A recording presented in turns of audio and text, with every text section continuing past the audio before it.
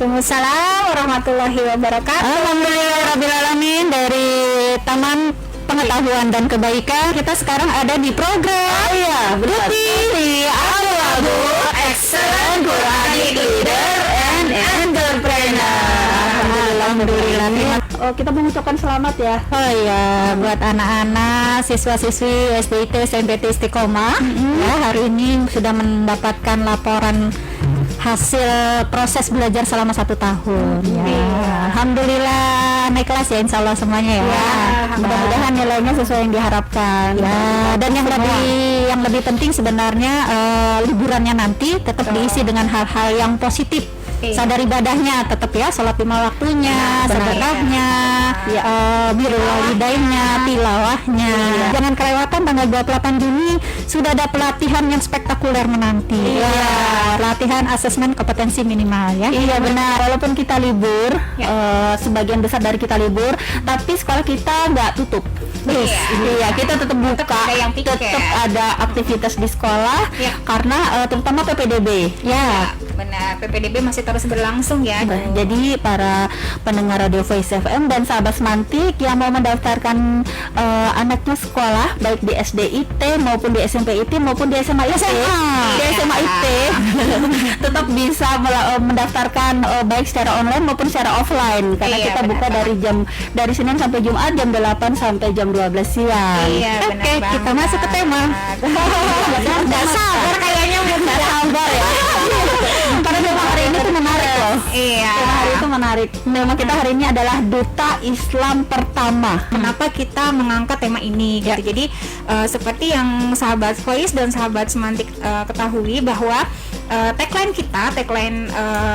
kita adalah Excellent Quranic Leader and Entrepreneur. Jadi kalau pekan kemarin kita sudah mengangkat tentang Excellent Quranic, dengan mudah-mudahan masih ingat ya, bahasan kita pekan kemarin adalah rumus canggih Al-Quran, karena ngangkat dari Excellent Quranic. Benar. Bisa dengarkan siaran ulang juga di Facebook kok.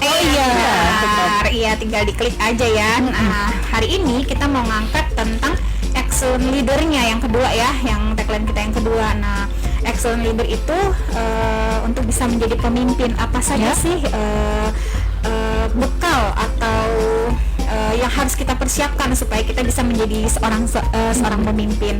Nah, kali ini kita mengangkat tentang kisah salah satu sahabat Rasul yang bernama Mus'ab bin Umair. Jadi beliau adalah duta Islam yang pertama, Masya Allah gitu. Kok bisa ya beliau bisa dipilih oleh Rasulullah menjadi duta Islam yang pertama, karena sungguh itu suatu tugas yang tidak mudah ya. Benar. Menjadi utusan memegang tanggung jawab bagaimana dia nasib agama Islam di kota Madinah. Seorang remaja Quraisy terkemuka yang gagah dan tampan, penuh jiwa dan semangat kemudaan gitu. Sampai para ahli sejarah itu melukiskan semangat kemudaannya dengan kalimat seorang warga kota Mekah yang mempunyai nama paling harum. Masya Allah. Jadi beliau tuh terkenal dengan penampilan beliau yang bersih, rapi, wangi seperti itu, terus rambutnya yang tersisir rapi gitu. Pokoknya fisiknya beliau subhanallah lah gitu. Jadi mungkin itu juga salah satu ukuran ya, kriteria ya. Iya, kriteria untuk bisa menjadi utusan seperti itu. Nah, good looking. Bahasa sekarang ya. Benar bahasa sekarang. Nah, tadi kita bahas apa sih keistimewaan beliau sehingga beliau bisa terpilih di antara sekian banyak sahabat Rasulullah yang pastinya mungkin masih banyak yang lebih tua dari beliau, masih banyak yang lebih berpengaruh, dan hubungan kekeluargaannya dengan Rasulullah juga lebih dekat seperti itu. Cuman Rasulullah tetap memilih beliau. Nah, Mus'ab bin Umair memikul itu amanat itu adalah dengan bekal karunia Allah yang berupa pikiran yang cerdas. Masya Allah, dia adalah orang yang cerdas, terus berbudi yang luhur, terus dengan sifat zuhud dan kejujuran dan kesungguhan hati. Makanya beliau berhasil melunakkan dan menawan hati penduduk Madinah gitu untuk mengikuti, menarik hati ya. Iya, benar. Jadi itu mungkin salah satu kriteria beliau dipilih oleh Rasulullah gitu ya. Jadi kalau sekarang diibaratkan dengan kecerdasan berbahasa, ya maksudnya bagaimana menyampaikan sesuatu, apalagi ini yang disampaikan adalah ajaran Islam, bagaimana beliau bisa mengajak menjadi perwakilan orang sebelumnya kafir dengan apa yang beliau sampaikan, dengan ayat-ayat Allah yang beliau sampaikan, orang tertarik dan akhirnya mendapatkan hidayah Allah. Nah, yang pada saat itu sebenarnya di penduduk Madinah yang Islam hanya berjumlah 12 orang saja, Masya Allah. Dari satu kota, dari satu kota itu yang berbaiat kepada Rasulullah hanya baru 12 orang. Benar. Karena awal-awal ya itu. Benar, itu sebelum Rasulullah hijrah kan ya. Benar. Rasulullah hijrah ke Madinah, makanya tugas dan tanggung jawab seorang Mus'ab bin Umair ini sangat-sangat penting, sangat-sangat besar untuk menambah orang-orang yang insya Allah yang tertarik kepada Islam seperti itu. Jadi sudah kita bahas tadi ya, bagaimana beliau cara menyampaikan, beliau cerdas dan berbudi yang luhur, karena beliau sangat mengikuti Rasulullah, bahwa akhlak yang terpenting itu adalah akhlak untuk salah satu penarik orang bisa masuk, bisa percaya kepada ajaran Islam di depan mata. Benar. Salah satu kriteria lagi nih untuk bisa menjadi duta tadi, bisa menjadi pemimpin atau leader sesuai dengan tagline kita, itu adalah terakhir berani gitu. Nah, berani dari yang kita bisa ambil dari kisah Mus'ab bin Umair ini adalah beliau pada saat perang Uhud. Pada saat perang Uhud itu beliau adalah sahabat yang memegang bendera ya, memegang bendera, dan pada saat Rasulullah itu terdesak ingin diserang musuh, maka beliau mengangkat bendera itu tinggi-tinggi dan berteriak sekencang-kencangnya, sekeras-kerasnya agar musuh itu berpaling ke dia, dan beliau gugur syahid di medan perang Uhud ya, Masya Allah. Sampai pada saat Rasulullah melihat jasad beliau, Rasulullah menangis ya, berderai air mata. Baik, iya. Tadi duta Islam pertama kalau di negara kita di Indonesia, khususnya pada zaman-zaman kemerdekaan gitu ya, juga ada terkenal nih duta diplomasi. Nah, yang tokoh ini disebut sebagai tokoh pergerakan Islam, kemudian diplomat, dan mendapat gelar pahlawan juga, pahlawan kemerdekaan nasional. Beliau menguasai 9 bahasa. Ini yang saya mau angkat sebentar. Kira-kira ini Melani sama Siva siapa ya? Yang jelas bukan saya. Saya belum lahir kita. Sejarah saya dulu udah berapa ya? Kiai Haji Agus Salim. Ya, barakallah, Masya Allah. Kenapa menarik gitu? Karena tadi bahasan kita kan tentang leader ya. Salah satu sifat dari leader itu berani dan bisa berdiplomasi. Dan kalau belajar tadi menarik nih. Berapa sih sejarah saya gitu? Mungkin sekarang bukan masanya lagi kepada nilai-nilai, tetapi apa yang bisa kita ambil ibrah dari sebuah pelajaran. Nah, ini kan seringkali kalau bicara tentang Kiai Haji Agus Salim, mau siapapun tokoh-tokoh itu, yang sering kita ingat tahun berapa sih perang ini gitu ya? Paling dia ya lebih kepada tokoh. Tapi ada yang lebih sebenarnya dari itu, bagaimana biografi orang-orang ini sehingga melahirkan bangsa ini jadi bangsa yang bisa merdeka. Benar. Keteladanannya ya, keteladannya ya. Jadi Kiai Haji Agus Salim ini berdasarkan referensi yang saya baca, beliau dilahirkan di Ranah Minang. Kiai Haji Agus Salim ini terlahir dengan nama Masyhudul Haq, Masya Allah, pembela kebenaran. Masya Allah. Itu nama itu sangat berpengaruh ya. Jadi doa ya, menjadi doa, dan terkenal cerdas dan kritis. Dan beliau dalam perjalanan hidup beliau itu pernah menjadi penterjemah bekerja di Arab Saudi gitu ya, bekerja di sana, dan ya alhamdulillah itu takdir baiknya gitu ya, bekerja di sana, kemudian memperdalam ilmu agama. Dan saat itulah menurut referensi ini berkembanglah ilmu kecakapan beliau dalam hal berdiplomasi. Jadi kalau yang saya mau kata pentingnya nih, sebagian besar orang-orang sukses, pemimpin-pemimpin besar itu adalah orang-orang yang kuat secara pondasi keimanannya. Ya, mereka yang dari kecil secara dini tidak berhenti belajar agama lah ya. Dekat sama Allah itu akan menuju kesuksesannya. Karena memang Allah sudah menyampaikan kan, Allah akan mengangkat derajat yang beriman dan berilmu. Iya. Kemudian menarik lagi dari perjalanan hidup beliau adalah begitu masuk ke masa-masa kemerdekaan nih ya.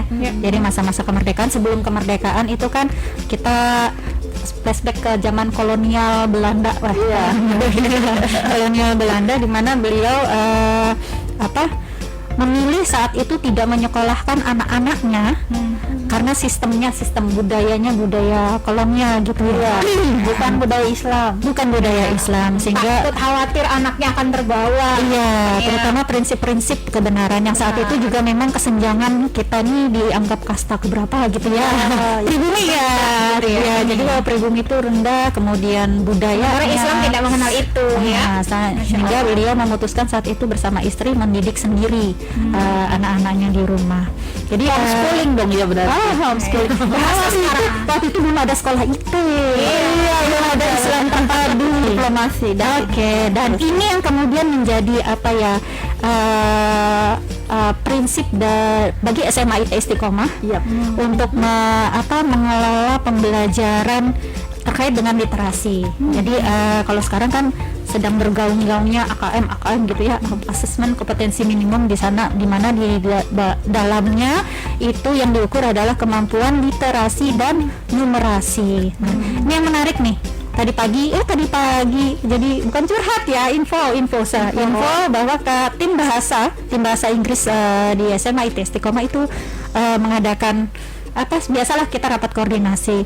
Salah satunya kita mengangkat ini, bagaimana bahasa itu harus menjadi alat tools komunikasi dalam menyampaikan tadi ya nilai-nilai dan kebenaran.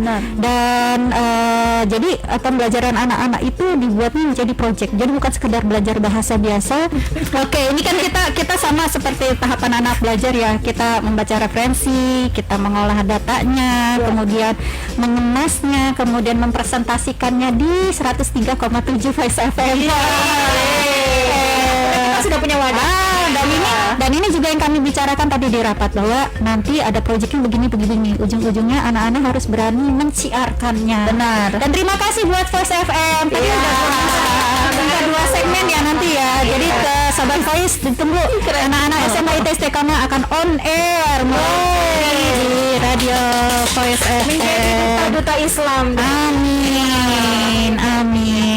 Berlatihnya medianya Voice FM dan sosial media. Karena sekarang kan dunia digital ya, informasinya sudah literasi informasi itu kemampuan segala macam informasi yang ada, tapi harus dicerna lagi, diolah, mana nilai-nilai kebaikan yang bisa disiarkan, tidak semuanya. Benar. Dan inilah yang jadi poin penting prinsip di SMA IT Istiqomah, bagaimana pembelajaran itu tidak hanya belajar, tapi mengkritisi dari yang ada.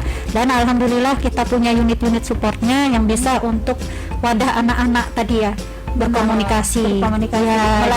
Melatih keterampilan berkomunikasi. Ya mudah-mudahan mereka anak-anak ini menjadi diplomat yang berbasiskan agama yang baik, sesuai Quran dan Sunnah. Excellent Quranic leader and entrepreneur. Begitu Melanie, itu keren ya gitu. Nah, jadi sahabat semantik, para pendengar Radio Voice FM, jangan ragu-ragu lagi, daftarkan segera putra-putri Anda ke sekolah kami. Sebelum ke PPDB, kita mau mengucapkan besok ya. Besok ada kegiatan nih.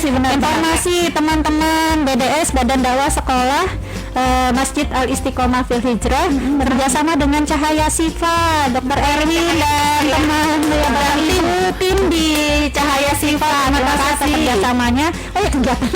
Kegiatannya apa memang kegiatannya di Taman Masa.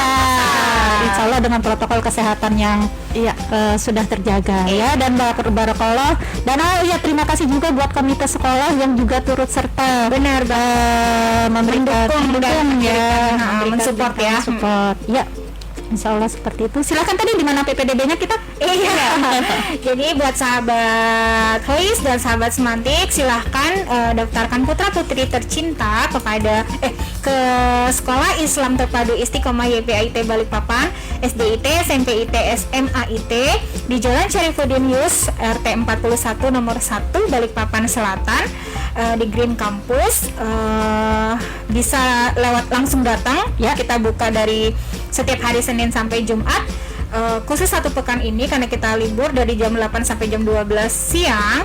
Nanti berikutnya bisa sampai jam 2 siang. Jam 2 siang. Ya, meskipun kita sampai jam 4 sore ya ada di sekolahnya.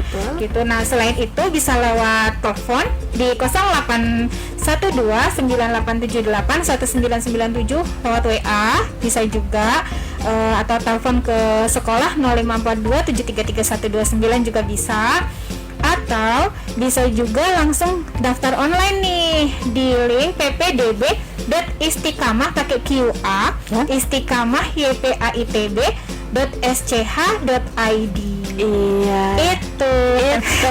Awal sekolah tadi di Jalan Syarifuddin nomor 1 RT 41. Iya. Dan karena kita juga bukan cuma sekolah ya, tapi kita juga menyediakan fasilitas-fasilitas untuk mendukung pendidikan anak-anak kita.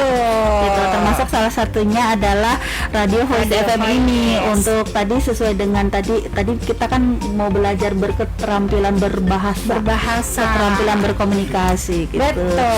Jadi jangan ragu-ragu lagi, segera daftarkan putra putri Anda. Iya,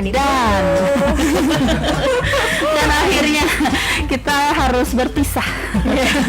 Insya Allah kita jumpa lagi 2 pekan depan.